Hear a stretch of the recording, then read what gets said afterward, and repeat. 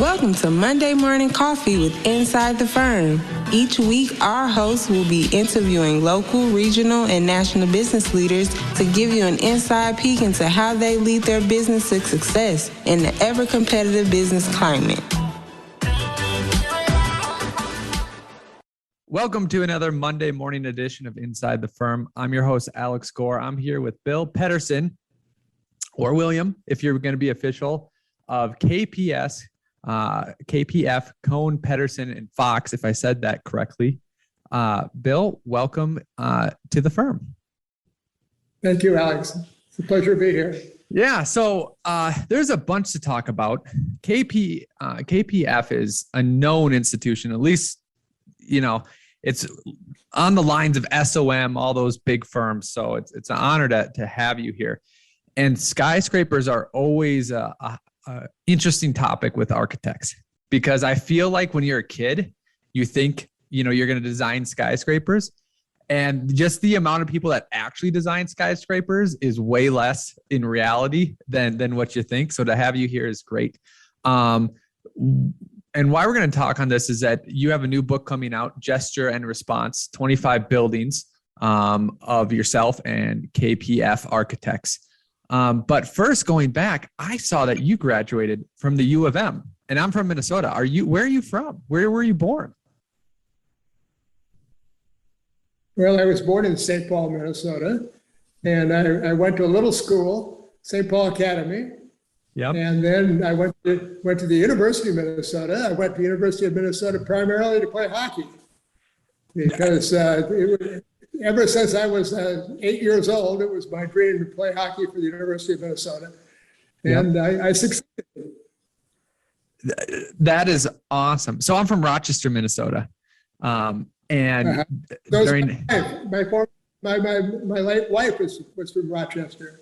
Oh, awesome. So you know the place. And you know, in high school, you go to the convention center and all the universities are there.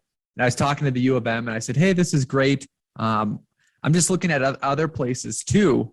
And, you know, I was young and dumb because I don't know if I'm going to go to the U of M. And they literally said, oh, North Dakota State has a good program. You should go check them out. They're right over there. And I did. So that's where I went. But after the U of M, you went to MIT. And how did you start out in firms after MIT? And what was that journey like getting to be one of the founding partners of KPF? Well, that's a long story, Alex. Hey, we got time. Yeah, I'll try to abbreviate it. But as I told you, my primary focus on going to the University of Minnesota was to play hockey. Yep. And I achieved that objective. I played in the 57-58 team with Herb Brooks and Johnny Mariucci as coach. Herb Brooks later went on to be the coach of the Miracle on Ice in 1980. And so it was an illustrious team. In addition to Herb Brooks, we had Jack McCartan, who was the goalie in the 1960 team that beat the Russians in Squaw Valley and won the gold medal. So it was a big deal. Yeah. And playing hockey for Minnesota was very important for me. But I also, at the same time, enrolled in the School of Architecture in the Institute of Technology. Why architecture? Because architecture is hard, and it has to be super hard if you're doing a sport too. Well, it's very time intensive, of course. Everybody knows that. My grandfather was a builder and a designer. He started the very first plan book service in the United States. It was called the Practical Homes. And so building and architecture was always something that was discussed around our dinner table. My father followed in my grandfather's footsteps in that business. So, you know, joining the university, I enrolled in the Institute of Technology and started on the freshman hockey team at the same time. And because I had gone to a pretty good little private school, the first year was relatively easy for me at the university. But a year or so later, things caught up with me in a big way. I had started my first 3 or 4 games at the university for the Gophers. And then my first major project, architectural project, was due. And I was way behind on it, had to stay up all night for 3 nights in a row. And my performance on Friday evening was less than spectacular, encouraging Mariucci to look at me. And whenever he was dissatisfied with me, he always pronounced my name Pedersen. And he said, Pedersen, take a rest. And so, frankly, that's when my architectural career began, when Pedersen took a rest. And I finished out the year playing, and then I left hockey and focused full-time on architecture. Awesome. So that's the beginning. Yep. And the beginning wasn't easy. I wasn't doing well. I was doing badly.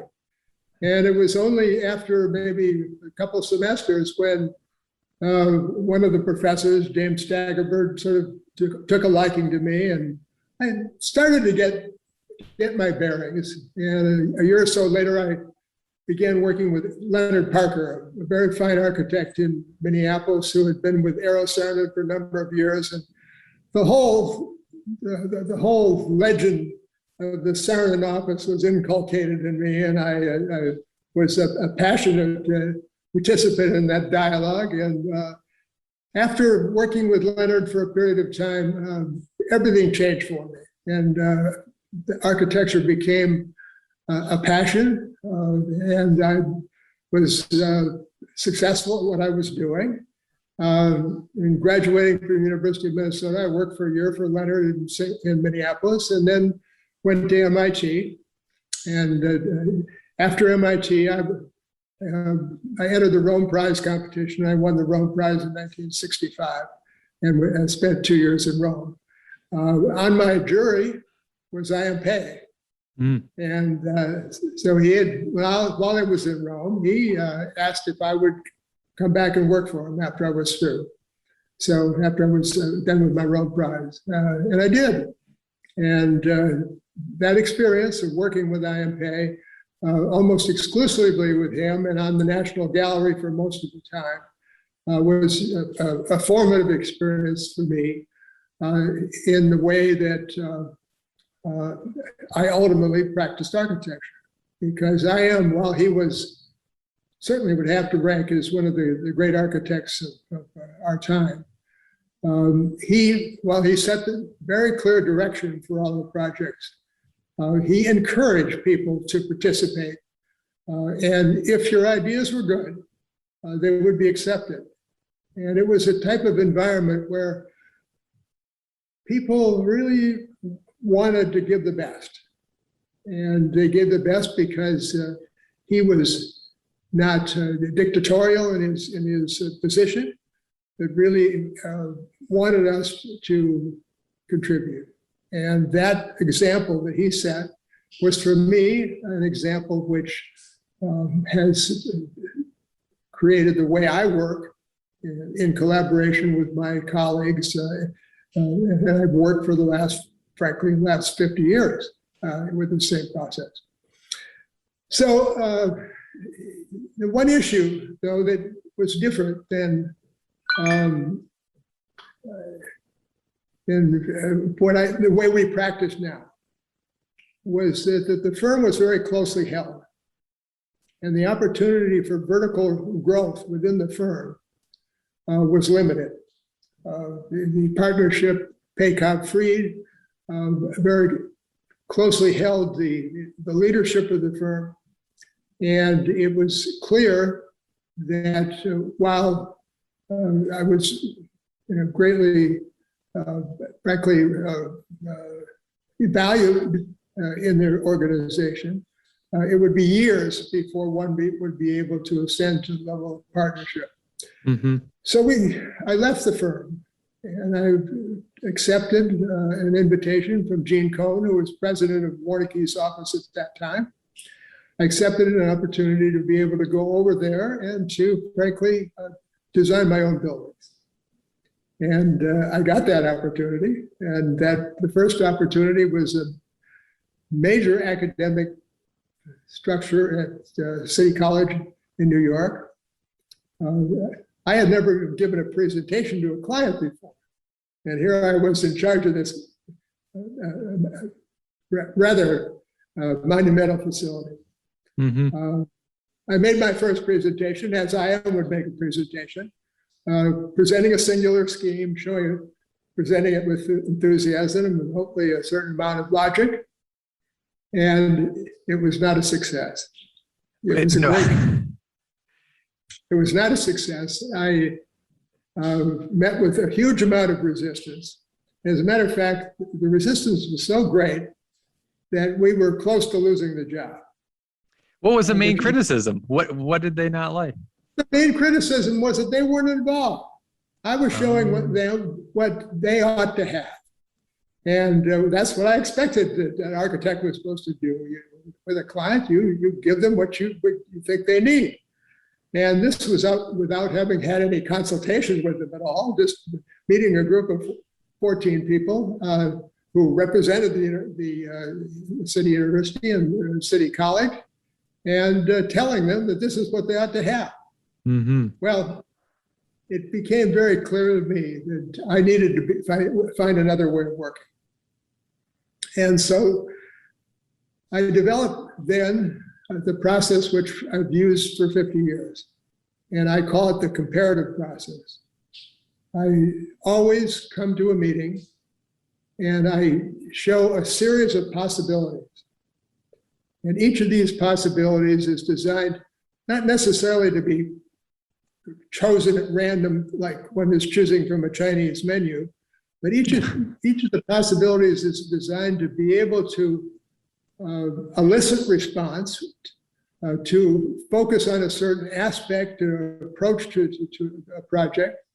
And it has the ability, it has the virtue of taking me through more than my singular initial concept.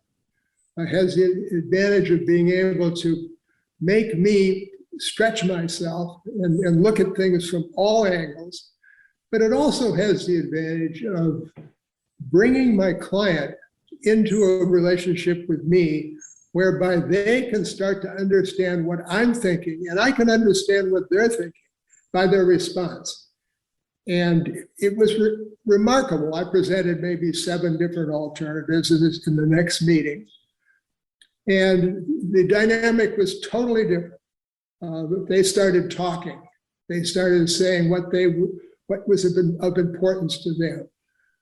I started to understand what was important to them.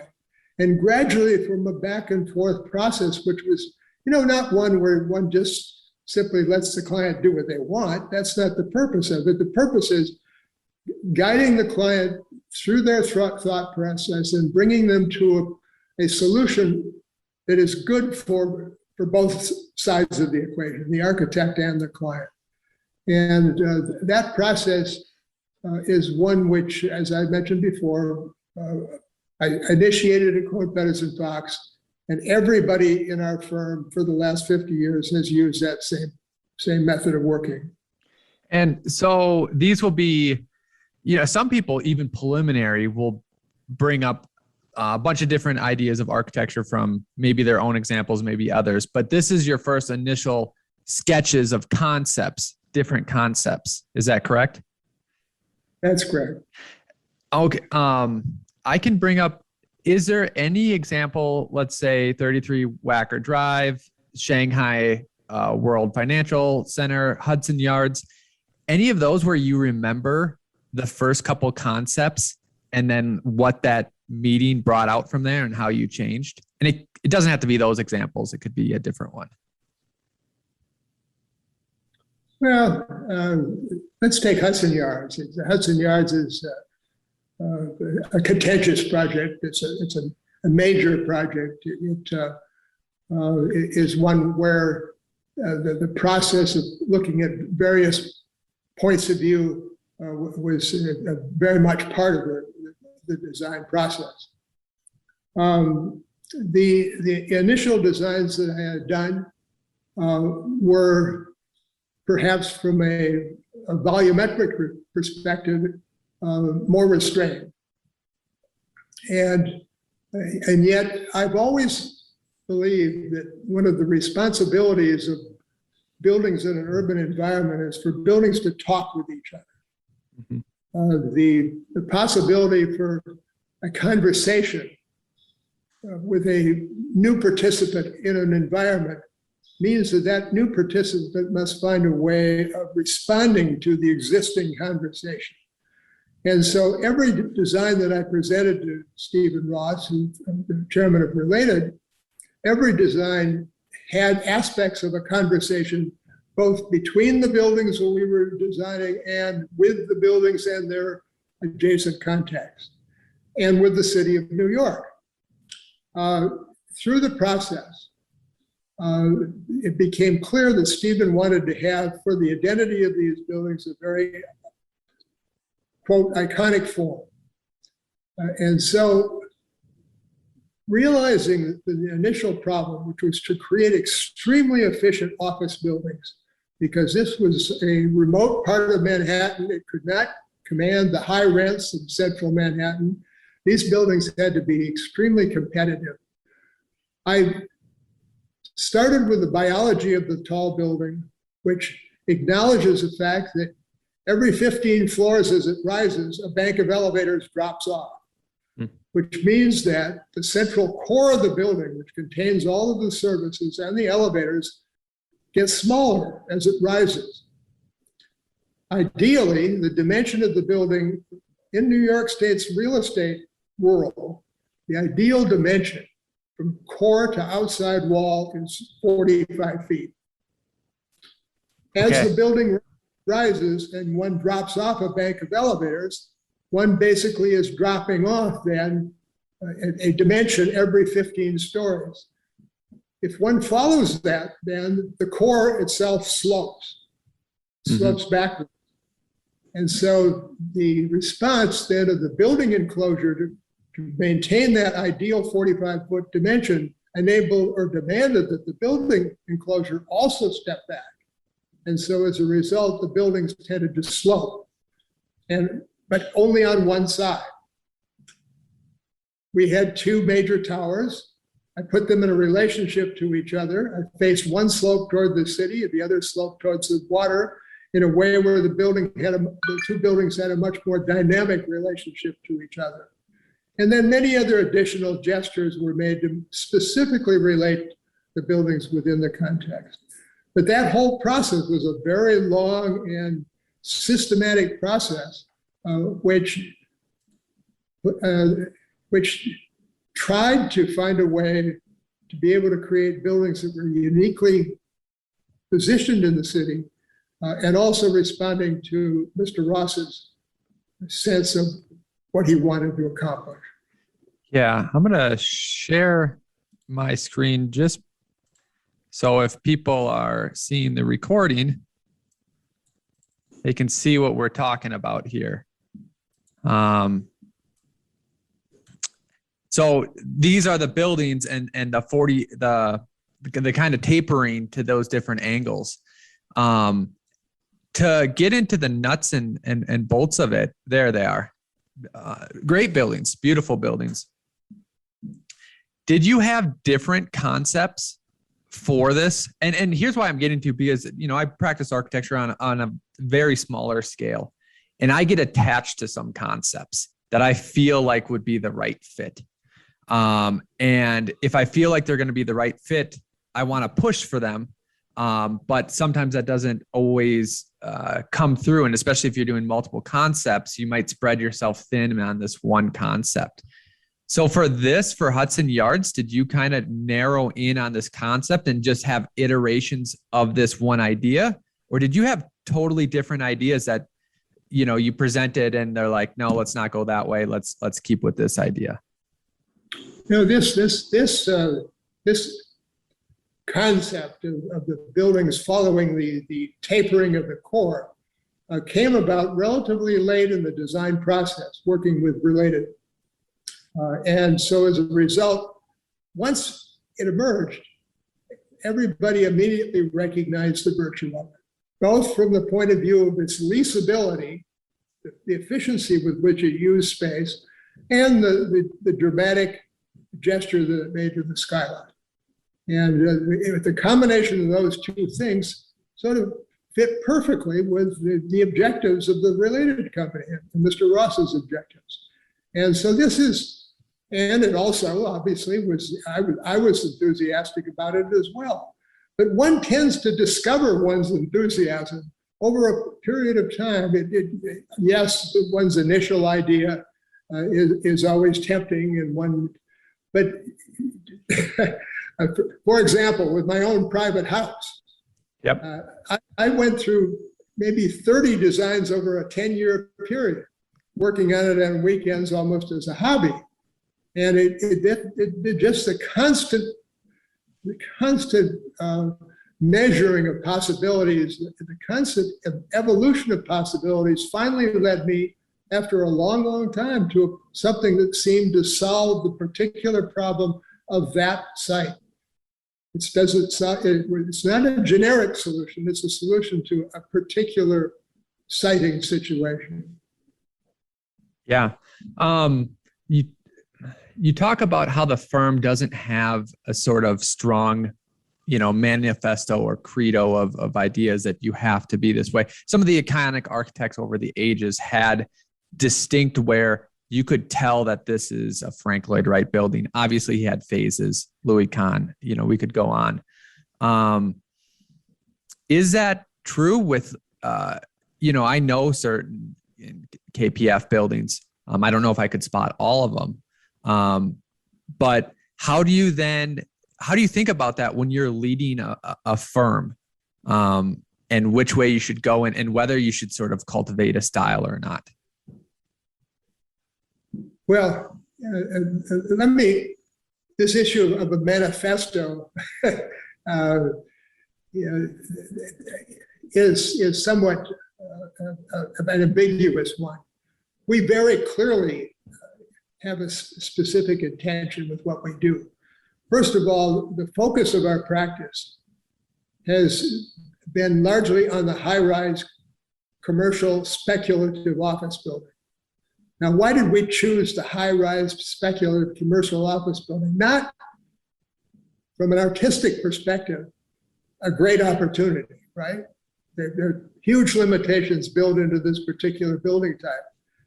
Well, the reason we chose it was that our cities are dominated by this building type. Mm-hmm.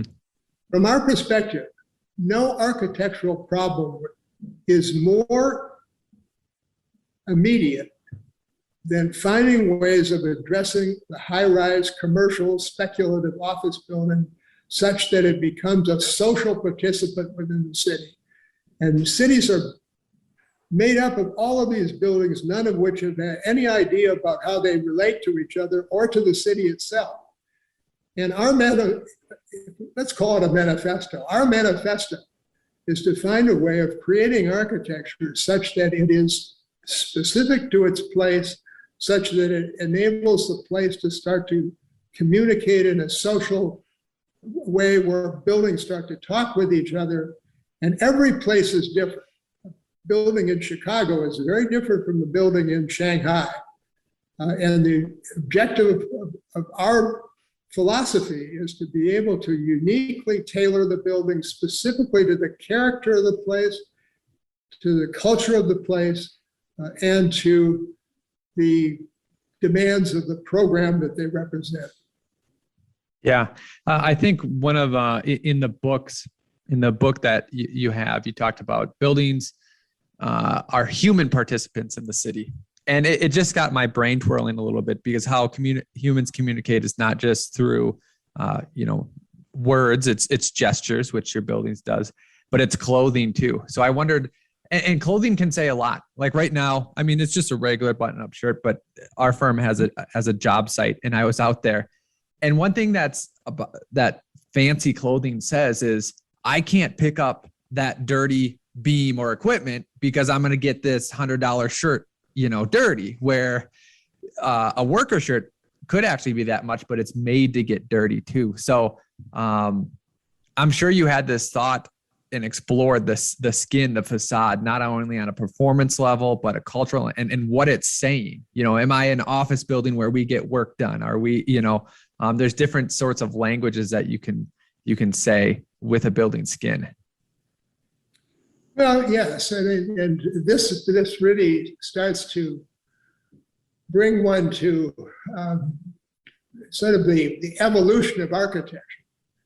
I mean, there was a time when buildings were, and this wasn't that long ago, maybe 80, 100 years ago, there were buildings basically talked in a common language. And that common language is roughly derived from classical beginnings, where buildings respected and responded to the boundaries that were placed upon them. In other words, a building stands on the earth, right? As a human being stands on the earth. A building, as it rises to the sky, terminates against the sky. So the manner in which a building rests on the earth, the manner in which it terminates against the sky, were very clearly defined in the classical language with a variety of ways, but these boundaries were respected and celebrated, as were the lateral boundaries on the sides of a building, and the enclosure and the boundary around a window of a building. All of these were taken as opportunities for expression. Now, altogether, buildings tended to dress in a certain way. Urban buildings tended to dress in a certain way. And if you went to a major occasion, you probably all dressed in the same way as well. One wore a black tie, or one wore appropriate dress for the nature of the occasion. Well, so much of that has changed, right? I mean, the commonality of dress, the commonality of a sort of a cultural means of communication has been very much broken down. And so the opportunity to get buildings to dress in a way that they, in fact, can communicate with their participants, adjacent participants, is very limited. The fact that you talk about a building dressing as if it were an office building, that's a very interesting thing. I mean, an office building probably should have the expectation of looking a certain way, although there are many ways an office building can dress and still be appropriately attired, so to speak. But the actual enclosure of office buildings is a subject that has, sort of dominated our thought process for 40 years as to how a building, in fact, is enclosed, the efficiency with which it's enclosed, the ability of the building to enable a maximum amount of light to penetrate into the interior space, which has become sort of a demand in the real estate market now. The demand of buildings to illuminate as much of the interior space as possible is something that is very much part of our problem. It's very much part of what we have to address.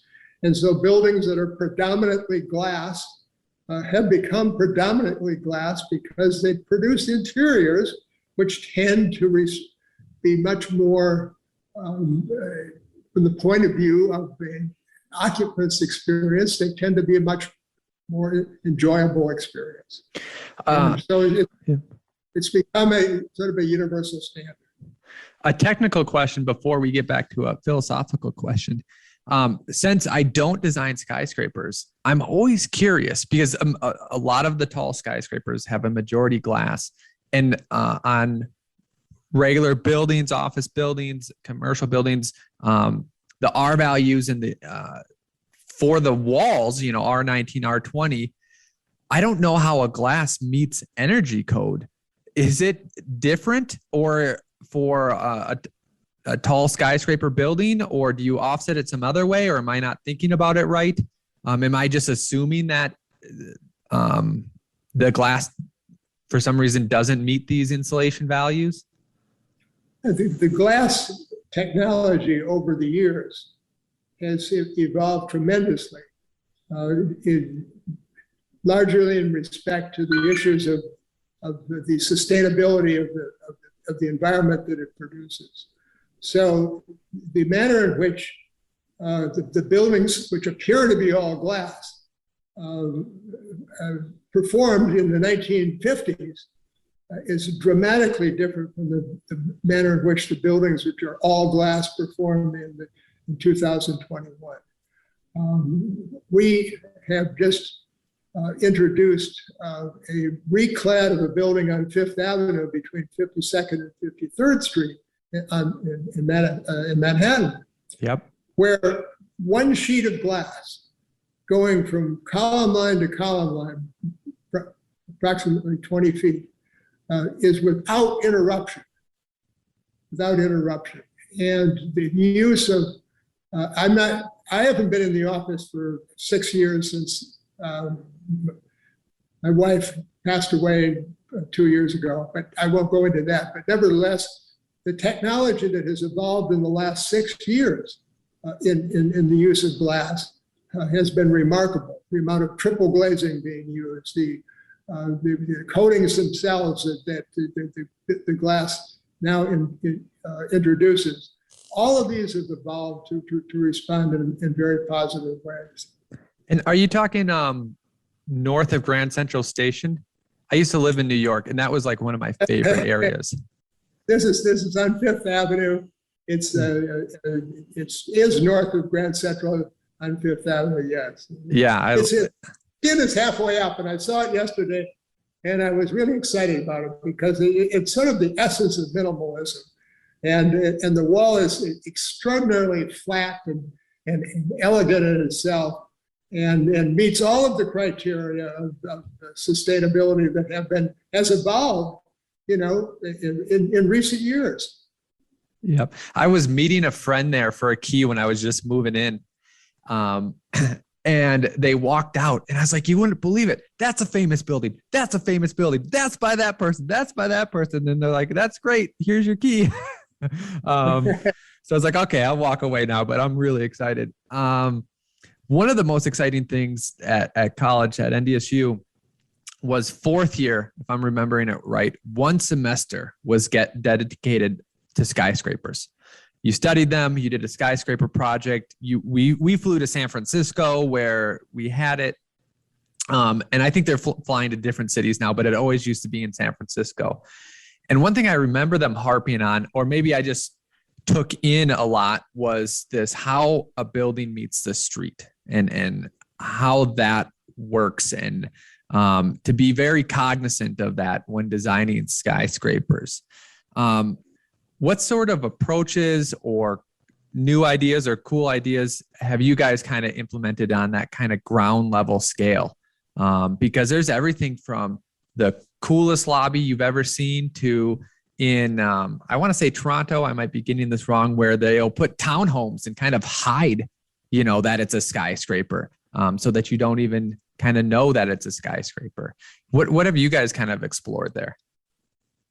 Well, we've explored a lot. I mean, over the last 50 years, issues of this type have been fundamental to our development of strategies for the tall building.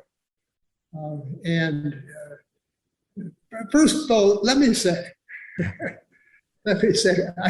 I did not enter architecture, nor did we as a firm enter architecture to do skyscrapers. I mean, the skyscrapers evolved as frankly, 333 Wacker Drive in Chicago was a hugely successful skyscraper. It's not that tall, but it was a hugely successful building from a variety of points of view. And so as a result, the building type came to us. And the fact that we were getting it so consistently made it imperative that we start to think about it from a systematic point of view in terms of the development of strategies for the tall building. So, over my career, I develop strategies for what I call a building of one part, which is pretty much that of the Shanghai World Financial Center, or a building of two parts, which is maybe our First Hawaiian Bank in Honolulu, or a building of three parts, which is our DG Bank in Frankfurt. These were strategies to be able to deal with the context. The three-part building. The first part is the expression of the core of the building as a skewer that binds together two other parts, both of which have two very different geometries addressing the nature of the context adjacent to it. In this particular case, there was a commercial context on one side and a residential context on the other side. And so the two forms, one curvilinear and fluid, and another one rather static, were fused together. The curved side is which is residential or commercial? No, it's commercial. It faces that, has a big fan on the top of it, and it gestures out towards the city, to the commercial core of Frankfurt. But the point I'm getting at is that being the tall building, every building type presents unique problems. And this particular building, 333 Wacker Drive, is on the bend of the Chicago River. So the intention with that curved facade was to follow the bend of the river, enable that building to represent, no matter where you stood in Chicago looking at that building, you'd recognize the fact that the river and the geometry of the river through the city was then something that was projected into the skyline and became a participant, frankly, in the skyline itself. So, and that building is totally unique to its place. We've never done another building like it because there was not the justification for it. Gotcha. One of my other favorite buildings of yours is the Shanghai World Financial Center.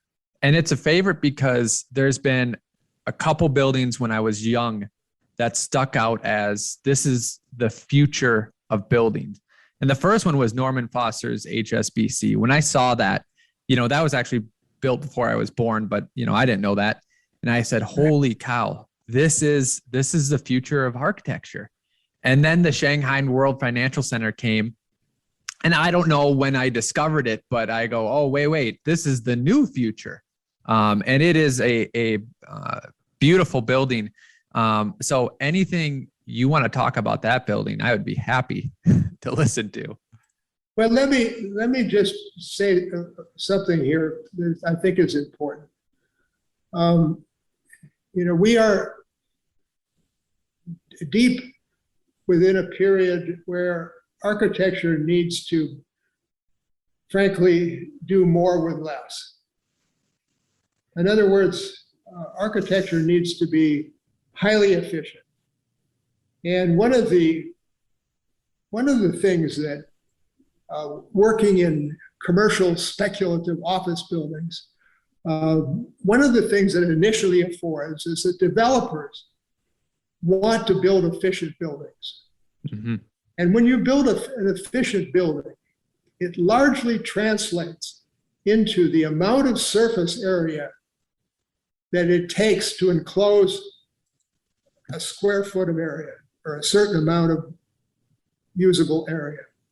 And the less square footage of the surface enclosure in relationship to the area enclosed, the more efficient the building becomes. The Shanghai World Financial Center is a highly efficient building. It has two programmatic types. It has at its base, not including the retail functions at the bottom of the building, but as it rises above the lowest portions of the building, it is largely office space. And that office space is based on a square. Above the office space, the building becomes a hotel. And the ideal floor plate for the hotel is not a square, but basically an oblong figure. So to reconcile those two together, basically I took a square prism, extended it from the earth, and then carved into it with what were almost like great cosmic carving arcs.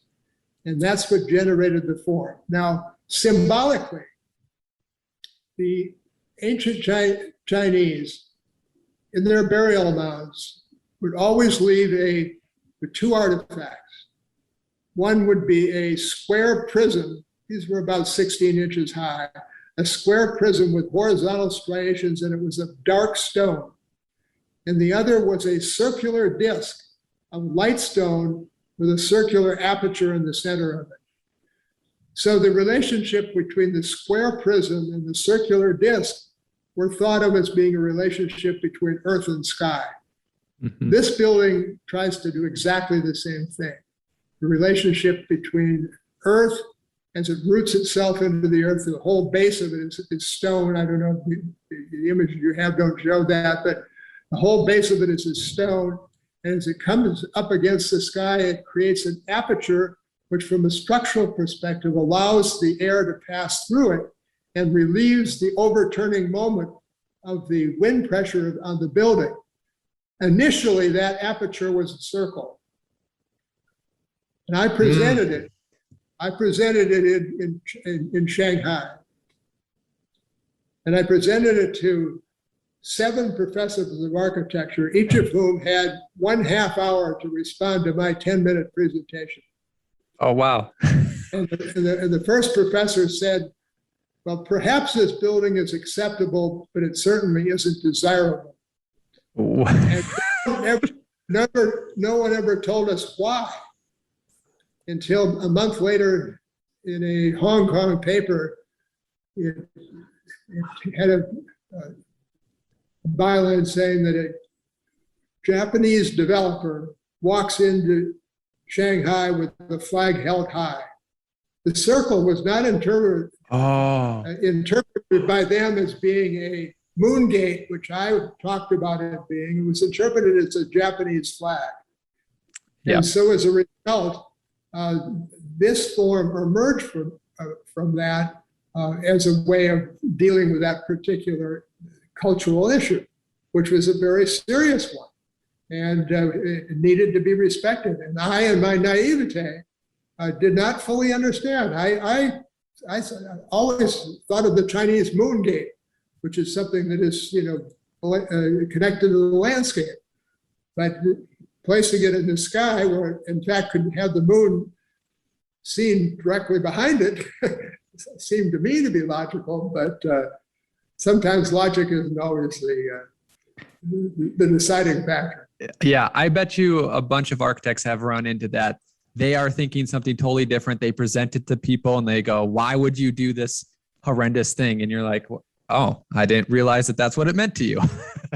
Well, yeah. Question about, not about skyscrapers. The USA Today headquarters, I think their parent company is Gannett. Yep.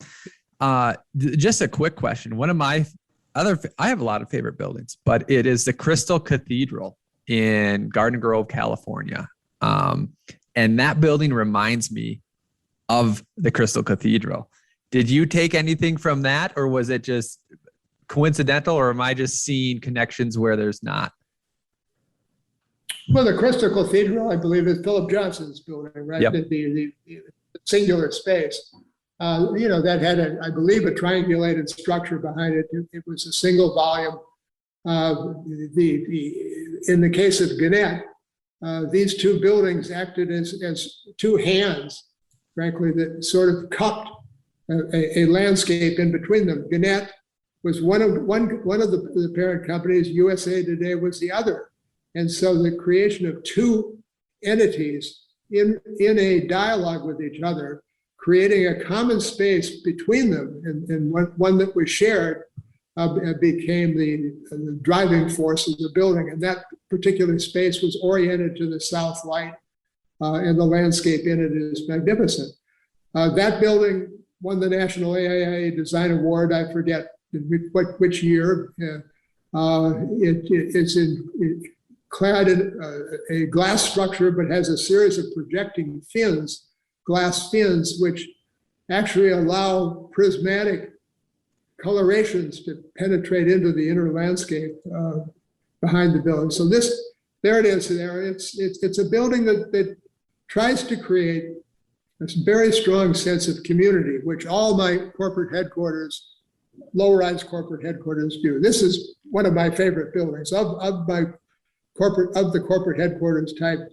This building achieves more in terms of the intention, which is to make a community, than perhaps any other that I've done. Those two vertical elements are the elevator towers, and so as a result, the circulation is on the perimeter of the interior surface. So everybody sees all the movement that's going on, and all of the lower elements are function as gathering spaces for the corporation. Yeah, it's a beautiful building. And maybe that's the main correlation, is that they're both beautiful buildings. They have some nice subtle angles to them and glass. If I can, after we wrap this up, I'll record it for anyone that wants to listen. Since I have one of the greatest skyscraper architects ever, I was going to show him some stuff and talk about it. But before we go to that, is there anything else you want to cover? Anything you want to leave our audience with? Are you a social media guy? You want them to follow anything? You know, I really do not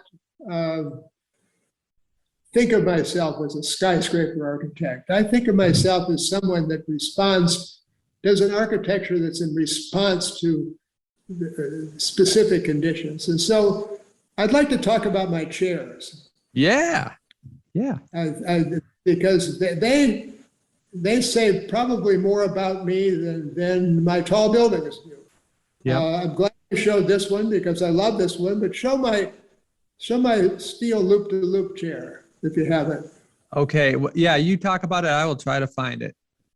Okay. Well, I wanted to find a way of making a chair as simply as possible that would perform all of the functions that were necessary to support the human body and to support the human body in a way that made the chair comfortable. This was not intended to be a piece of sculpture.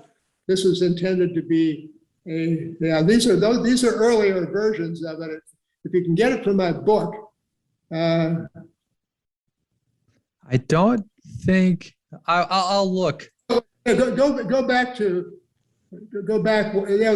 That purple one in the bottom. That's a chaise lounge.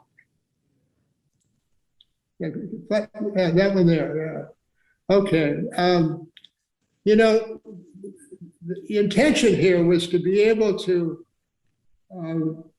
structurally be so pure, whereas the entire frame of the building, which is of the chair, which is of a 5/8 inch tubular steel, that frame is totally in compression, where the fabric, which is a polyester knit, is totally in tension.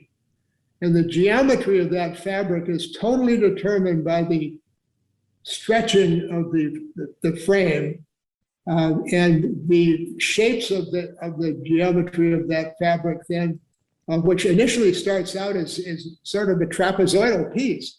When it's pulled on, it starts to create the energy of the form.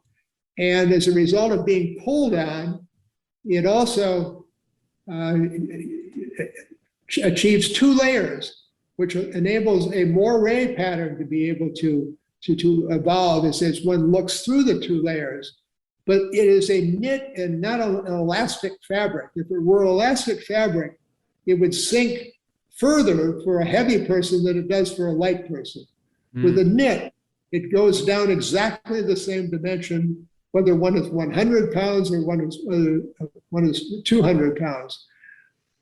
For me, this represents sort of an ideal where so much can be accomplished with so little and with the huge efficiency.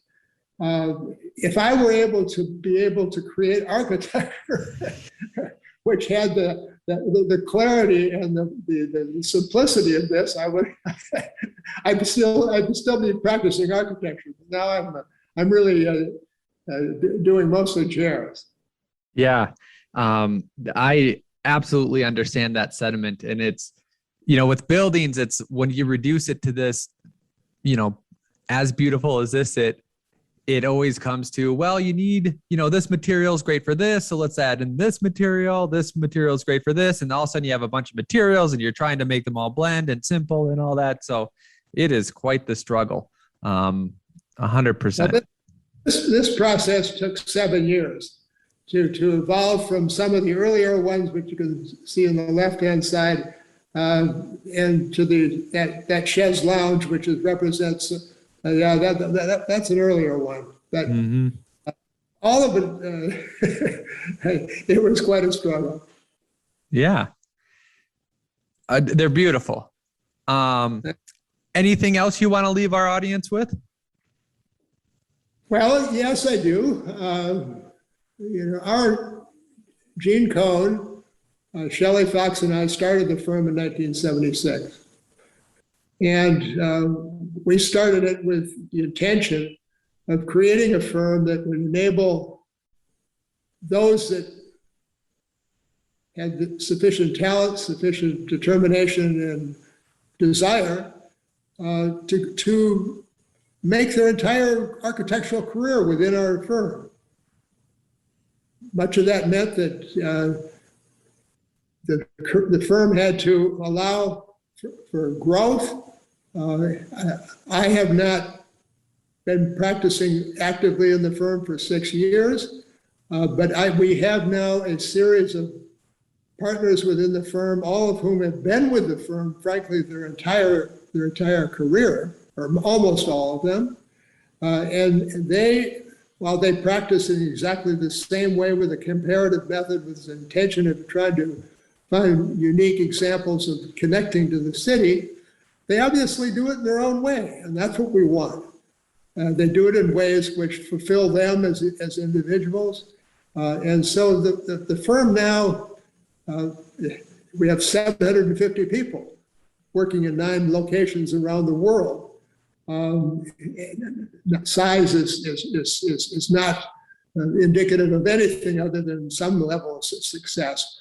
But the degree to which those people are producing now buildings of extraordinary, extraordinary capabilities and results astounds me.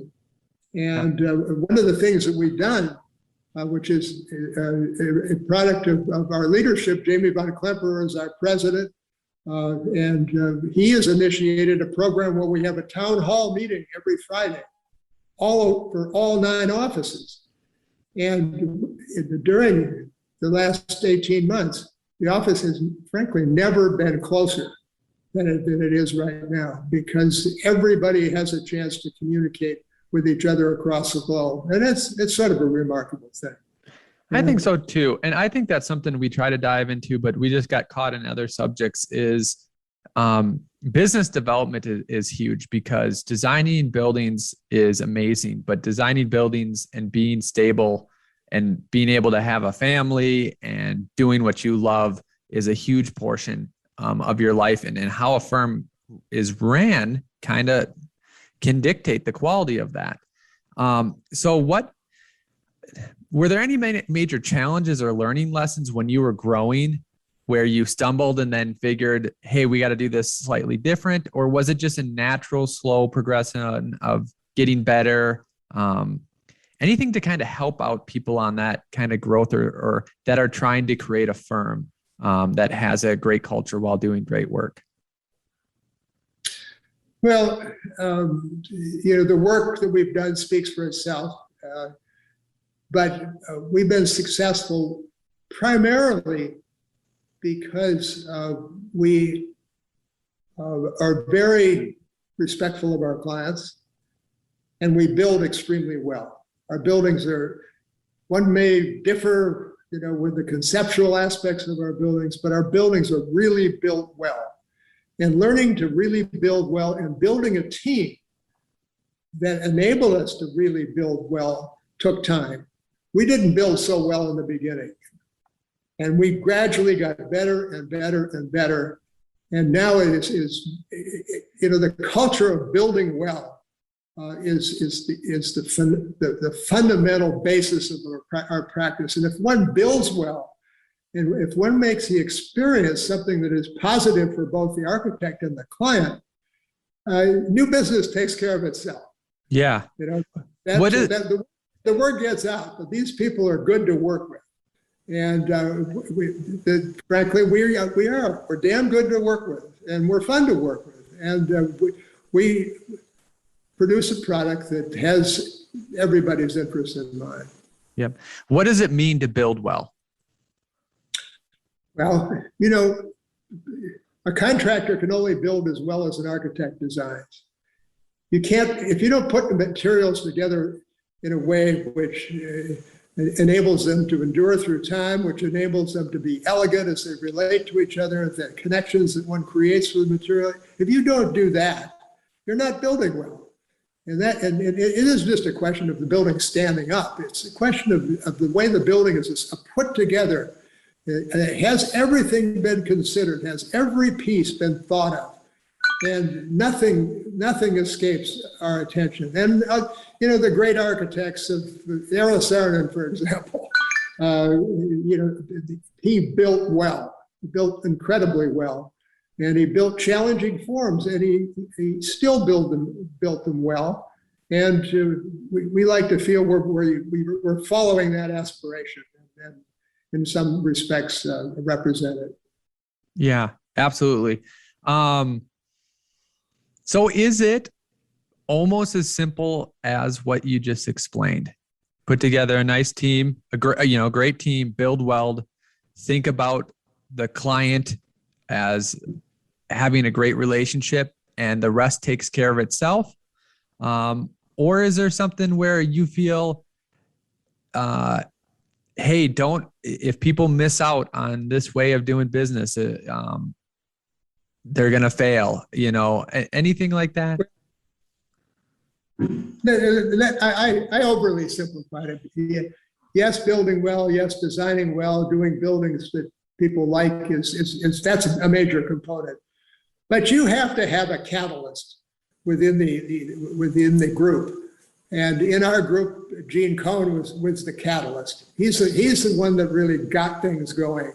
Presently, it's Jamie Van Klemperer and his team that they, never being satisfied with the present situation and always looking for opportunities, requires a particularly intense and a particularly sort of forward-looking mind. And sometimes those of us who are working on the buildings, don't possess all those qualities. I could never have survived without Gene Kohn.